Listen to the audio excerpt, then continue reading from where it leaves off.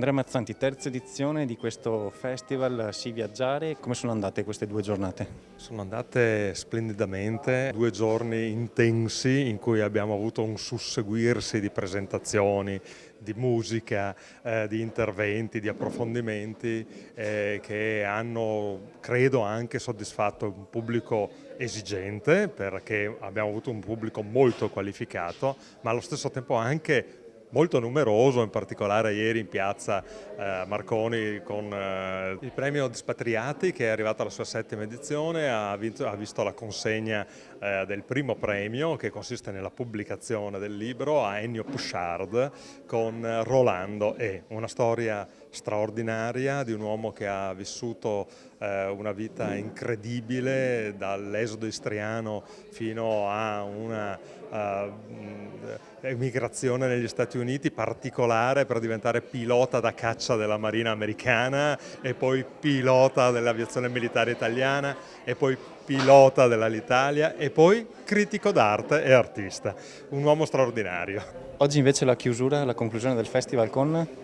La conclusione del festival con una serata particolare dedicata a Venezia, al suo futuro e soprattutto alla sua storia e alla sua identità. Saranno presenti con noi Marzo Magno, Pier Alvise Zorzi, Alessandro Di Serra Bragadin, moderati da Paolo Navarrodina.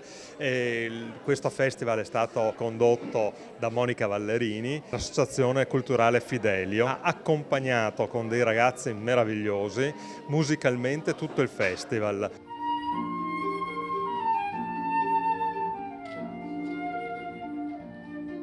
Con che spirito è iniziato questo viaggio 3 anni fa per questo festival e vi immaginate un futuro prospero per questo festival?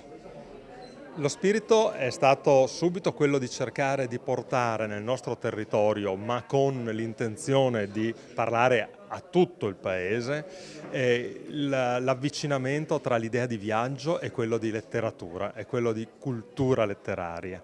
Uno spirito che naturalmente ha dovuto far fronte anche a un periodo pandemico terribile in cui il viaggio è stato uno degli elementi esistenziali della nostra vita che ne ha risentito maggiormente e che invece ci ha dato una spinta straordinaria anche perché ci ha permesso di incrociare anche nuove tecnologie, nuove modalità di comunicazione. Oggi non sarà solo la terza edizione, ma sarà la terza di tante altre edizioni. La letteratura e la narrativa, leggere un libro così come viaggiare, non è una manutenzione ordinaria che facciamo di noi stessi, ma una manutenzione straordinaria, cioè ci miglioriamo in continuazione.